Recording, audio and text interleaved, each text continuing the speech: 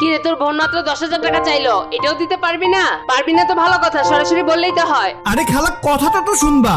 আমাদের টাকাগুলো যায় কই? ওর বেতন 30,000 টাকা, আমার বেতন 25,000 টাকা। এই মাসেও ক্রেডিট কার্ডের বিল দিতে গিয়া ফকির। আরে খরচ না করলে কামানোর মোটিভেশন পামু কই?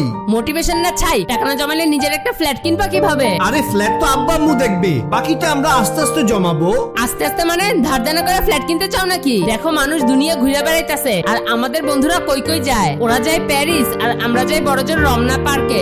আমরা তো খালি একটা উবার নিয়ে পার্কে ঘুরতে যাই। টাকা যে জমাতে পারতেছি না তার কারণ এই না যে আমরা লাক্সারি লাইফ লিড করি। ছোটখাটো খরচ তো আমরা গণেই ধরি না। জান, এই গাড়িটা কিনলে কেমন হয়? 35 লাখ মানে 3 বছর না খেয়ে থাকলেও তো এই গাড়ি কিনতে পারবো না। টাকা তো কামানোর জন্য, জমানোর জন্য না। কিন্তু কামাই তো পারে না, উল্টা ছোটখাটো এই খরচগুলো আমাদের পকেট খালি করে দিতেছে। বুঝলা কিছু?